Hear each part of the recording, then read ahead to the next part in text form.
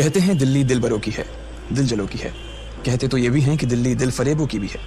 और लकी यानी कि लक्ष्मण लाल अग्रवाल में ये सारे गुण मौजूद थे। लोग उसकी शक्ल को देखकर ही कह देते थे, अबे दिल्ली से हो क्या। लकी वैसे दिखने में स्मार्ट और अट्रैक्टिव था, पर जेब से खस्ता हालत होने की वजह से रहता बेहद सिंपल तरीके से था। शर्ट का रंग उड़ा हुआ और पैंट से पैबंद जुड़ा हुआ। कहने को तो उसकी उम्र के लड़के दिल्ली की सड़कों पर रात को मोटर बाइक दौड़ाते थे, लेकिन लकी उर्फ लक्ष्मण लाल अग्रवाल सिर्फ कमरे से कॉलेज में पढ़ाई और गर्लफ्रेंड डिंपल के साथ थोड़ा वक्त बिताना, फिर कॉलेज से दुकान से जब होम डिलीवरी आए तो वहां, और फिर घर चला जाता था। हाँ, कभी कभी जब वो किसी लड़के को खाली सड़क पर मोटर बाइक दंदनाते हुए देखता तो कहता, एक दिन अपना टाइम भी आएगा जब मैं चश्मा लगाकर बैठूंगा और पीछे डिंपल को बैठाऊंगा। देखना जब वो मेरी कमर में अपना हाथ कसेगी और मैं तेजी से मोटरसाइकिल को इंडिया गेट के आसपास दौड़ाऊंगा तो सारे दिल्ली का दिल हम दोनों को देखकर चलेगा।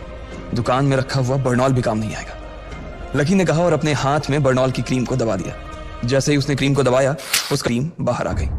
अबे गाजे क्या कर रहा है? वो कोई स्पंज की गेंद है क्या जो उसे दबा रहा है? दुकान के मालिक ने उससे फटकारते हुए कहा और उसके सर पर एक चपत लगा दी। सॉरी सर, लकी ने अपना सिर बचाते हुए कहा। वो करोल बाग में स्थित एक छोटी सी मेडिकल स्टोर पर काम करता था। उसकी दुकान का नाम था चमन मेडिकल स्टोर और उसके ओनर का नाम था चमन लाल। लकी पिछले 5 साल से इन्हीं की दुकान पर काम कर रहा था। यहाँ इस छोटी सी शॉप पर काम करना उसकी मजबूरी थी। लाइफ में कंगाली की वजह से उसे कॉलेज में पढ़ाई पूरी करने के लिए पार्ट टाइम जॉब करना था। उसने कई अच्छी जगह अच्छी तनख्वाह की नौकरी ढूंढी पर नहीं मिली और वो इस मेडिकल स्टोर पर ही अटक गया। गधे, अब इसके पैसे क्या तेरा बाप भरेगा? कटेगा, इसका पैसा भी तेरी तनख्वाह से कटेगा और एमआरपी से डबल रेट में कटेगा। चमन ने अपने दांतों को किचमिचाते हुए कहा। गुस्से की वजह से उसकी नाक फूल गई थी और लकी की सांसें। उसने घबराते हुए ओनर से पूछा, एमआरपी से डबल क्यों सर जी? ताकि अगली बार से ऐसी कोई हरकत करने से पहले तू डबल बार सोचे। चमन ने कहा और उसके हाथ से ट्यूब छीन ली। उसका जी तो चाह रहा था कि वो लकी की खोपड़ी पर एक और बार अपना हाथ साफ कर ले, लेकिन उससे पहले ही दुकान का फोन बजने लगा। फोन की घंटी बजते ही लकी को वहां से निकलने का मौका मिल गया और वो भागते हुए फोन उठाने के लिए चला गया। हेलो जी, करोल बाग की बेस्ट मेडिकल चमन मेडिकल स्टोर से बोल रहा हूँ, बताइए क्या काम था? ये लकी की पेटेंट लाइन थी, चाहे कहीं से भी फोन आए लेकिन उसे फोन पर बस यही बोलना था। जैसे ही इधर लकी ने अपनी बात कही, उधर से जवाब आया, मैं ब्लूमिंग नाइट होटल के कमरा नंबर 303 से बात कर रहा हूँ। एक छोटा सा ऑर्डर है, नोट करो और जल्दी से ऑर्डर पर डिलीवर करवा दो। वो एक लड़के की आवाज थी और एक अजीब सी जल्दबाजी थी। जैसे ही लकी ने वो आवाज सुनी, पता नहीं क्यों उसे वो आवाज जानी पहचानी सी लगी। जी सर, बताइए आपका क्या ऑर्डर है? हाँ तो लिखो, हार्ट प्ले के 2 पैकेट और 1 पैकेट टिश्यू। लकी जो कि अपना पेन लेकर खड़ा था, हार्ट प्ले का नाम सुनते ही झिझक गया। असल में हार्ट प्ले नाम का एक कंडोम आता था और इसलिए उसका नाम सुनते ही लकी शर्मा गया था। इतने साल से भी मेडिकल की स्टोर पर काम करने के बाद उसे इन चीजों का नाम सुनने में शर्माती थी। हेलो भाई, लिखा कि नहीं लिखा? उस आदमी ने फिर से लकी से पूछा। जी सर, लिख लिया। लकी ने खिसिया कर हंसते हुए कहा, लिख लिया तो फिर लेकर निकल। उस लड़के ने कहा। उसकी आवाज सुनकर ना जाने ऐसा क्यों लग रहा था कि वो बहुत बड़ा आदमी था। जी सर, मैं सर, लेकिन सर बाहर तो बारिश हो रही है, लकी ने कहा। उसने देखा कि बाहर बहुत तेज बारिश हो रही थी। उनकी दुकान के सामने पानी भर गया था और तेज हवाओं की वजह से चमन मेडिकल स्टोर का बोर्ड भी गिर गया था। लकी को लग रहा था कि वो इतनी तेज बारिश में अभी एकदम से तो नहीं निकल पाएगा, तो उसने उस लड़के को समझाते हुए कहा, सर मैं ऑर्डर तो ले आऊंगा पर थोड़ा टाइम लग जाएगा, बारिश थोड़ी थम जाए। अब इससे पहले कि वो कुछ आगे बोल पाता, फोन पर लड़का बोल पड़ा, तुम्हारे मालिक को पता है कि तुम मल्होत्रा जी के लड़के को मना कर रहे हो? हाँ पता है, बारिश हो रही है, इसलिए सारा सामान अच्छे से थैली में पैक करके लाना और लेट नहीं होना चाहिए, समझे? उस लड़के ने कहा और इससे पहले कि लकी आगे कुछ कह पाता, उसने फोन काट दिया। उधर से लकी के दुकान का ओनर उसे घूर कर देखा जा रहा था। पेपर देखकर ही वो समझ गया था कि उसके पास कोई ऑर्डर आया था। आज वैसे भी इतनी बरसात होने की वजह से सुबह से इक्का दुक्का ग्राहक ही दुकान पर आए थे। ऐसे में उसकी दुकान का मालिक एक भी ऑर्डर को छोड़ना नहीं चाहता था। वो लकी को देख रहा था और लकी बारिश की ओर देख रहा था। बारिश का बहाना नहीं चलेगा, जाना पड़ेगा, चमन लाल ने कहा।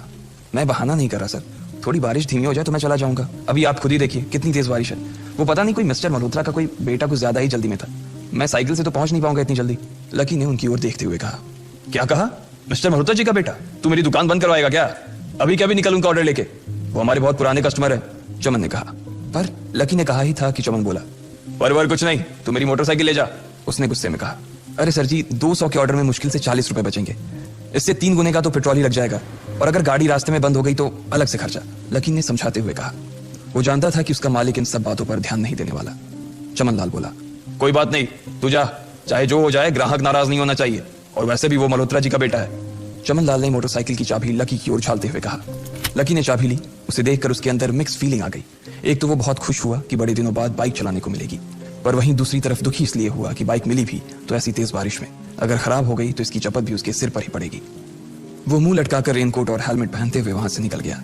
बाहर आकर बाइक को देखा तो लकी ने मन में सोचा, चलो ठीक है, जो होगा देखा जाएगा, कम से कम बाइक तो चलाने को मिल रही है।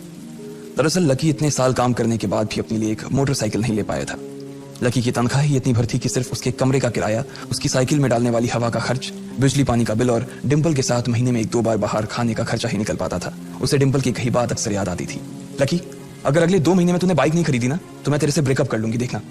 असल में डिंपल को लकी के साथ बाइक पर घूमने की बड़ी तमन्ना थी। लकी की इस उजाड़ जिंदगी में एक वही तो थी जिसके लिए जिंदा रहने को उसका जी चाहता था। जब भी वो उससे बाइक की बात करती तो लकी डिंपल की इस बात को हंसकर टाल देता था। वो अपने मन में इस बात को अच्छे से जानता था कि डिंपल उससे बहुत प्यार करती थी और वो उसे कभी छोड़कर नहीं जा सकती थी। वो दोनों एक दूसरे में ऐसे घुले मिले थे जैसे बादल बरसात में घुल जाती है। लकी को डिंपल बहुत पसंद थी और वो उसके लिए दुनिया जहां की खुशियां खरीद कर ला देना चाहता था। वो चाहता था कि एक दिन वो डिंपल को प्लेन में बैठाए, लेकिन उसके ये सब ख्वाब इस कम तनख्वाह की नौकरी की वजह से कभी पूरे नहीं होने वाले थे।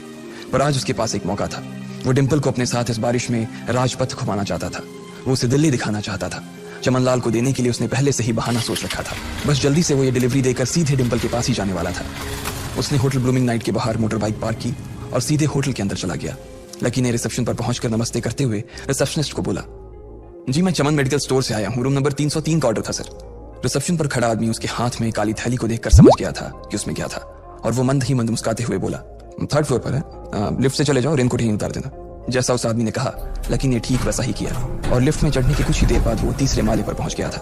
वो रूम नंबर 303 के बाहर पहुंचा और उसने डोरबेल बजाई। जैसे ही दरवाजा खुला लकी ने थैली आगे बढ़ाते हुए कहा, नमस्ते, मैं चमन मेडिकल स्टोर से लकी आपका। इससे पहले कि लकी आगे कुछ कह पाता उसकी आंखें फटी की फटी रह गई थी। उसने अपने सामने जो देखा उसके बाद उसे ऐसा लगा कि बंद छत के नीचे भी उसके ऊपर आसमान से आकर एक जोरदार बिजली गिर गई थी। उसके सामने एक लड़की खड़ी थी। वो लड़की और कोई नहीं बल्कि उसकी गर्लफ्रेंड डिंपल ही थी। उसने एक पर्पल कलर का नाइट गाउन पहन रखा था। उसके काले घने बाल गीले थे और उसने उन्हें अपने कंधे पर फैला रखा था। उसकी खुशबू से ही ये चीज साफ पता चल रही थी कि वो अभी अभी नहा कर आई थी। डिंपल, तुम यहाँ क्या कर रही हो? लकी को अपनी आंखों पर विश्वास ही नहीं हो रहा था। उसने 2 बार अपनी पलकें झपका कर देखा, लेकिन दोनों बार ही उसे अपने सामने डिंपल ही नजर आई। तुम यहाँ क्या मेरा पीछा करते हुए आए हो लकी? डिंपल ने उल्टा उसी के ऊपर पलटवार करते हुए कहा। लकी को देखकर उसके दिल की धड़कन भी तेज हो गई थी। उसे उम्मीद नहीं थी कि लकी यहाँ आ जाएगा। उसने ना तो सुबह से उसे फोन किया था और ना ही उसके मैसेज का कोई जवाब दिया था। वो अपने मन में सोचकर बैठी थी कि वो अगले दिन खुद ही उससे मिलकर बोल देगी कि उसकी तबीयत खराब थी। डिंपल बेबी, क्या हो गया? किससे बात कर रही हो? अचानक से एक गबरू जवान सा लड़का दरवाजे के पास आकर खड़ा हो गया था। उसने बनियान पहन रखी थी। लकी उसे पहचान गया था। साले राहुल के बच्चे, तेरी हिम्मत कैसे हुई मेरे डिंपल को हाथ लगाने की? लकी ने जैसे ही राहुल को देखा उसके तन बदन में मानो आग सी लग गई थी। वो उसे इस वक्त इतना बुरा मारना चाहता था, इतना बुरा पीटना चाहता था जिसकी कोई हद सीमा नहीं थी। लकी जिस कॉलेज में पढ़ता था राहुल और डिंपल भी उसी में पढ़ते थे और वो कॉलेज राहुल के फादर का ही था। डिंपल ने राहुल के पिता की एक कंपनी में जॉब पकड़ ली थी और राहुल उस पर बहुत लाइन मारता था। लकी ने 1-2 बार डिंपल को उससे दूर रहने के लिए भी कहा, लेकिन डिंपल ने उसे यह कहकर टाल दिया था कि वो सिर्फ अच्छे दोस्त थे। आज भी इससे पहले कि वो आगे बढ़ता डिंपल उन दोनों के बीच आ गई। रुक जाओ, डिंपल ने गुस्से में कहा और लकी के सीने पर हाथ रखकर उसे रोक दिया। लकी लंबी सांसें ले रहा था और कुछ ही सांसों के बाद उसका गुस्सा शांत हो गया। अब डिंपल के पास भी छुपाने के लिए कुछ नहीं था, इसलिए उसने लकी से कहा, लकी आज से तुम्हारा और मेरा ब्रेकअप। ब्रेकअप? लकी के पैरों के नीचे से जमीन खिसक गई थी। उसकी आंखें नम हो गई। लकी को उसकी बातों पर विश्वास नहीं हो रहा था। उसने डिंपल की ओर देखा और बोला, डिंपल, हम पिछले 1 साल से एक दूसरे के साथ हैं और तुम हो कि मुझसे ब्रेकअप करना चाहती हो? अरे मैं तो तुम्हारे लिए नई बाइक लेने वाला था। चल रहने दे, आज ही याद आई है तुझे बाइक की। अरे तेरे पास मुझे बाहर घुमाने के लिए, खिलाने पिलाने के लिए पैसे तो है नहीं। तू कहां से लेगा बाइक? और अगर ले भी लेगा तो उसमें पेट्रोल कहां से डलवाएगा? तेरी 8,000 रुपए महीने की नौकरी, उसमें होगा ये सब? लोग हंसते हैं मेरे ऊपर जब मैं सरोजनी में तेरे साथ घूमती हूँ। मैं ऐसी लाइफ नहीं जीना चाहती लकी। मैं तेरी तरह गरीब नहीं रहना चाहती। तूने मुझे फंसाया था, उल्लू बनाया था तूने मुझे, इसलिए मैंने राहुल से मैचअप कर लिया है। आज से यही मेरा बॉयफ्रेंड है। डिंपल ने गुस्से में कहा। अच्छा तो बेबी, ये है तुम्हारा वो बेकार सा एक्स बॉयफ्रेंड? राहुल ने पूछा और डिंपल के बगल में आकर खड़ा हो गया। फिर उसने लकी के हाथ से थैली उठाई और उसमें से हार्ड प्ले का पैकेट निकालकर उसे चिढ़ाने के लिए उसे हवा में लहराने लगा। बाप रे, इससे बदकिस्मत इंसान इस दुनिया में और कौन होगा? राहुल ने उसकी टांग खींचते हुए कहा। लकी के पास उसकी बात का कोई जवाब नहीं था।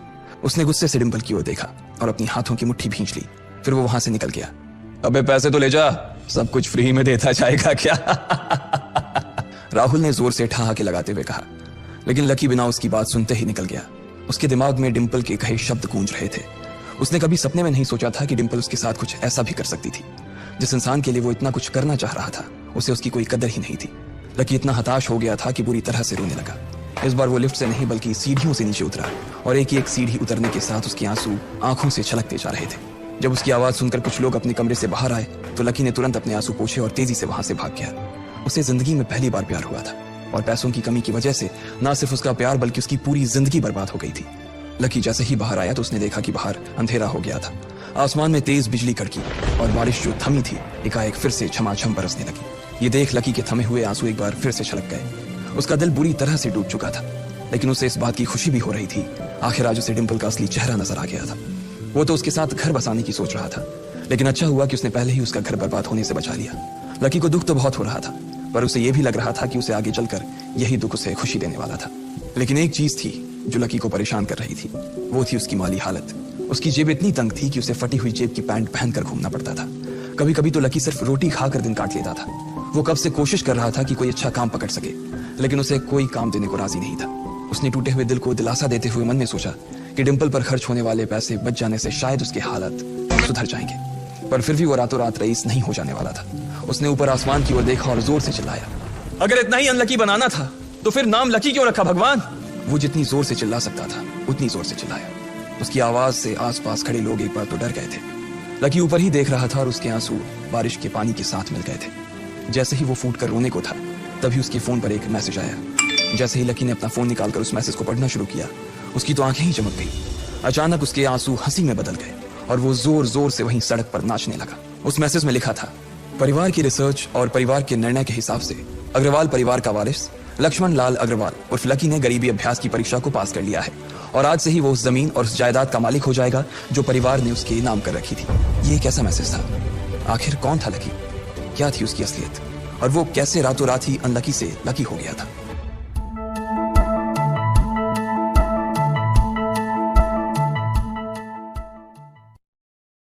अगर तुम लोग नए हो तो सब्सक्राइब करो, वो जो लाल वाला बटन है उसके साथ सूर्य नमस्कार करो या फिर अनुलोम विलोम, मुझे नहीं पता, बस क्लिक हो जाना चाहिए।